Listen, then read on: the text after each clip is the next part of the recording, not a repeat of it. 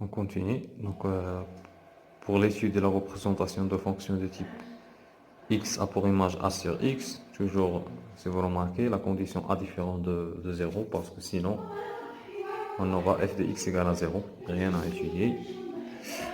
Donc, pour cette fonction, le domaine de définition, c'est les x tels que x différent de 0, c'est-à-dire r étoile. Pour l'étude de la parité, on remarque que R étoile c'est un ensemble centré, c'est-à-dire si x appartenant à R moins x et aussi appartenant à R, f de moins x c'est a sur moins x, c'est moins a sur x, c'est moins f de x. Donc la fonction f est une fonction impaire. Pour les variations, on calcule d'abord le taux de variation pour x1, x2 dans R étoile, avec x1 différent de x2.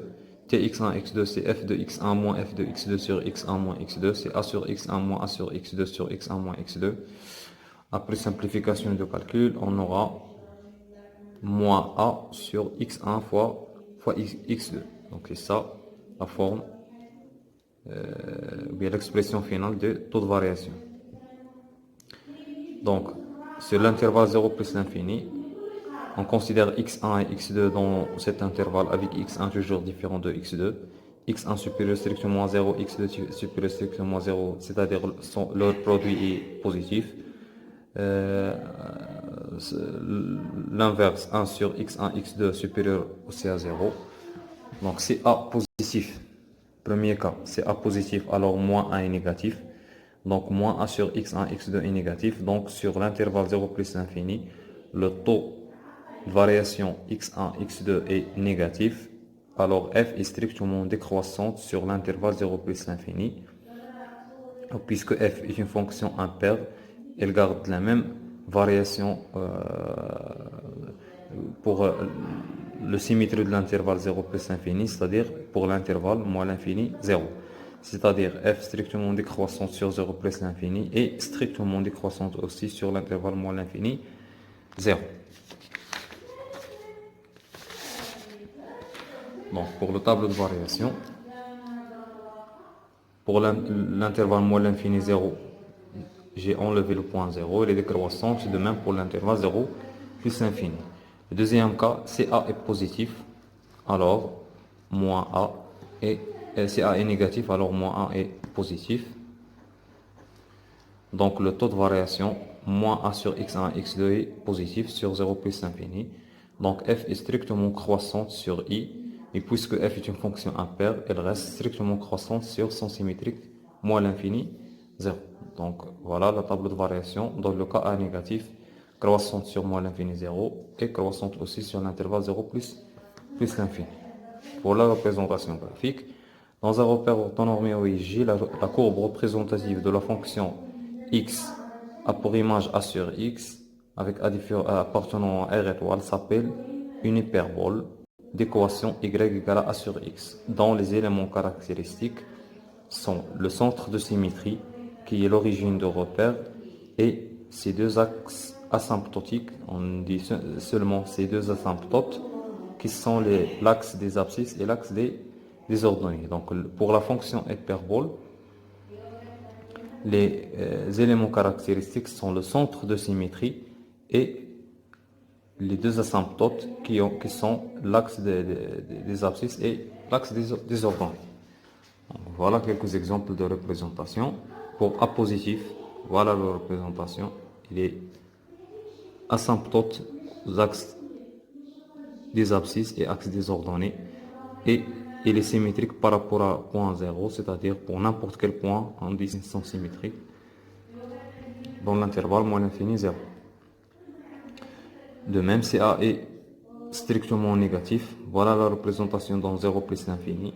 Toujours, la fonction il est asymptote pour l'axe des ordonnées, pour l'axe des abscisses, puis on continue le graphe par symétrie par rapport à l'origine.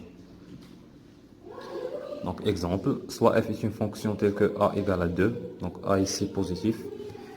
Donc j'ai calculé quelques images de points.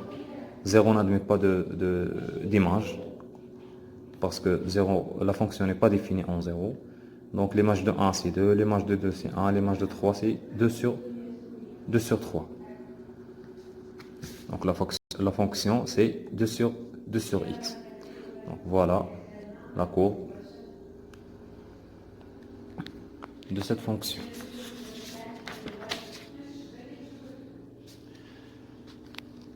Maintenant, on va étudier le cas général.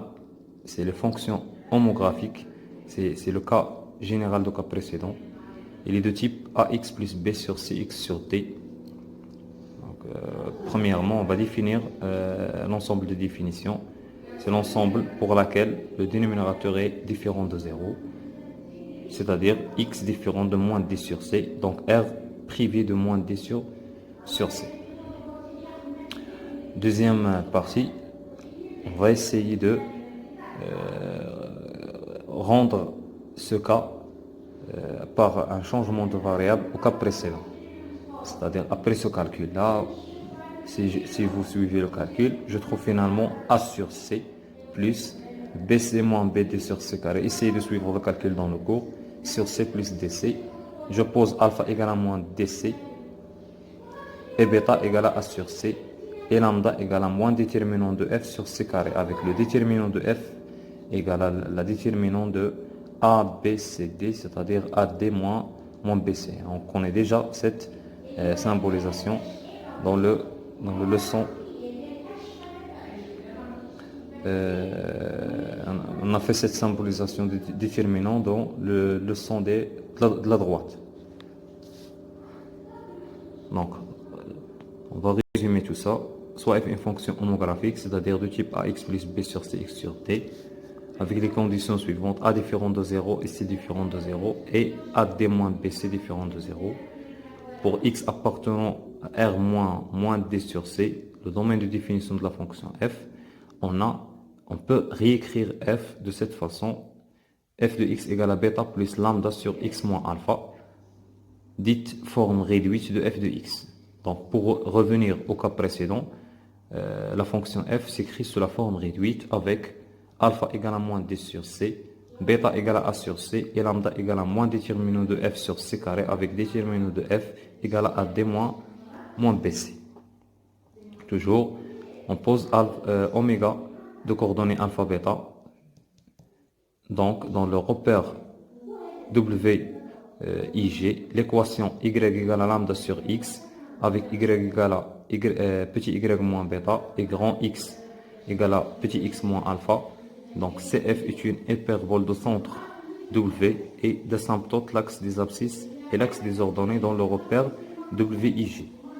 Dans le repère OIG, CF est l'hyperbole de centre W et d'asymptote les droites d'équation respectives x égale à alpha et y égale à bêta. Comme conséquence, premier cas, si déterminant de f qui est la valeur ad moins bc est strictement positif, voilà le tableau de variation de la fonction f. Elle est croissante dans l'intervalle moins l'infini moins d sur c et croissante aussi dans l'intervalle moins d sur c plus l'infini. Deuxième cas, si déterminant de f est strictement positif, la fonction devient décroissante dans l'intervalle moins l'infini moins d sur ça et aussi décroissante dans l'intervalle moins d sur c plus l'infini. On va essayer d'étudier cet exemple. Soit f la fonction telle que fx égale à moins 2x plus 1 sur 2x moins 4. Le domaine de définition c'est r moins 2 après calcul de cette condition, 2x moins 4 différent de 0 donne x différent de 2, c'est-à-dire r privé du point 2. On va essayer de écrire la forme réduite. Donc f de x égale à moins 1 plus moins 3 sur 2 x moins 2.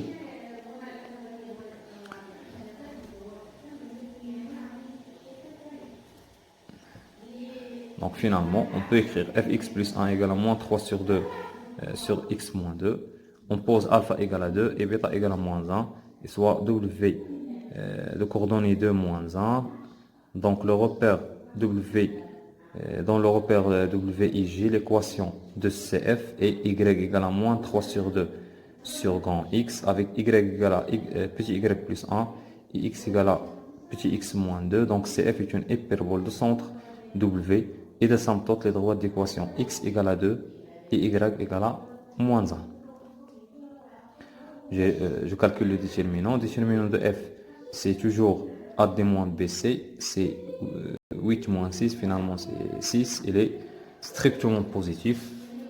Donc directement au tableau de variation donné, c'est le croissant dans l'intervalle moins l'infini moins d sur c, c'est 2, et croissante de même dans l'intervalle 2 plus l'infini. Donc pour l'allure, je dessine le nouveau repère par rapport au repère d'origine OIJ, c'est le repère WIJ.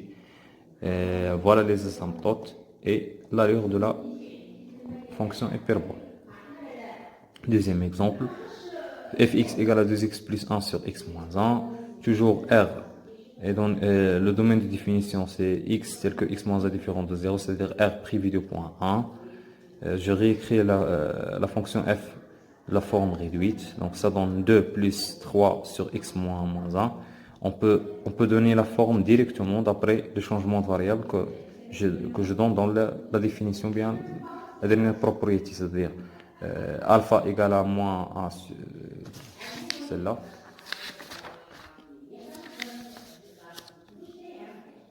Alpha égale à moins d sur c, bêta égale à a sur c, et lambda égale à moins déterminant de f sur c. Et voilà la forme réduite de la fonction.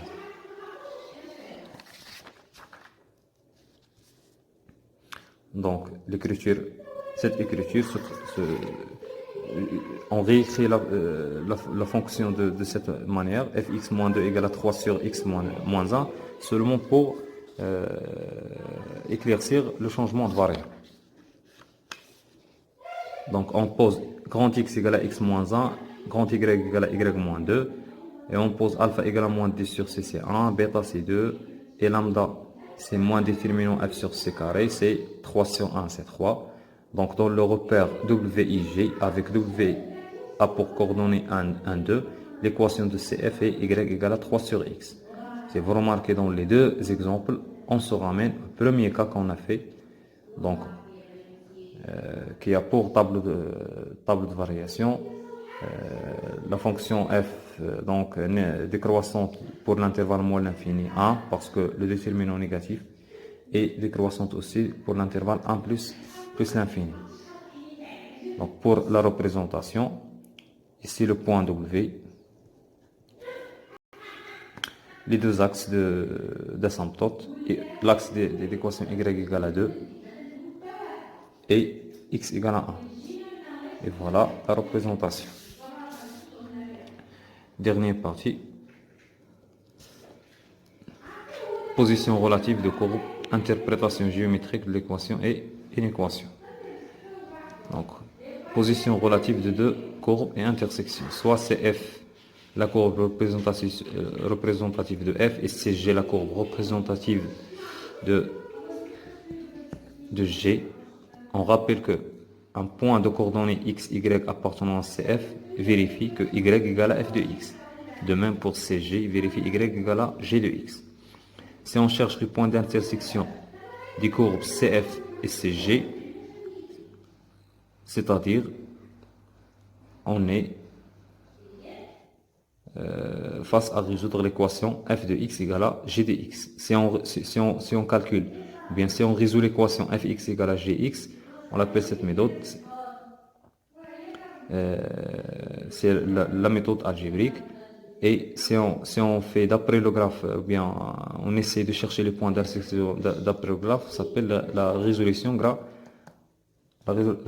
graphique. Donc les points d'intersection de ce graphe, celle-là et celle-là. Donc si on cherche à faire les calculs d'une manière algébrique, c'est-à-dire on va résoudre l'équation fx égale à g de x. Donc les solutions de l'équation fx égale à g de x sont les abscisses des points d'intersection de CF et CG. Ici, on cherche x, c'est-à-dire on cherche les abscisses. Et si on connaît l'abscisse, on connaît les points de type M, X et Fx ou bien G de x, parce que Fx égale à G de x dans cette situation. Donc les points d'intersection de CF et CG algébriquement, c'est la résolution de l'équation fx égale à g de x.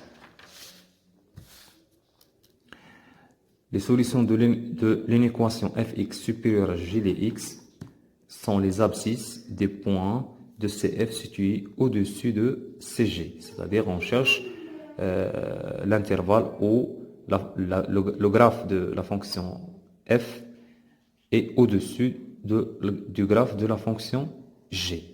Et inversement pour l'inéquation fx inférieure à gx, c'est-à-dire on cherche l'intervalle où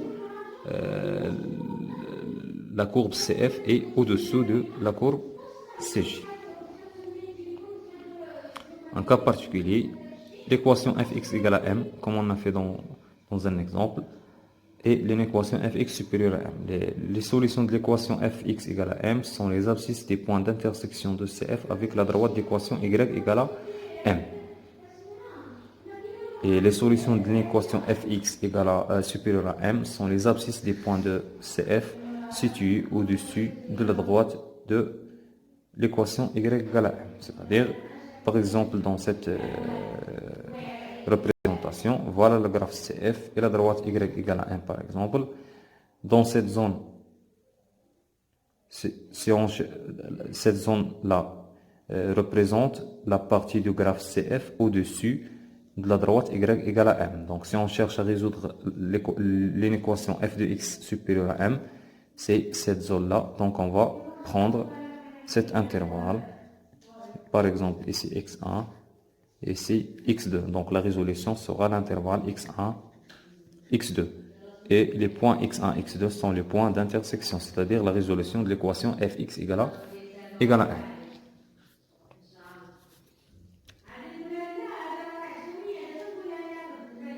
Et vous pouvez faire les exercices suivants pour appliquer ce qu'on vient de dire ici. Donc à vous de faire les exercices et on peut discuter les exercices en passant à la discussion privée. Courage.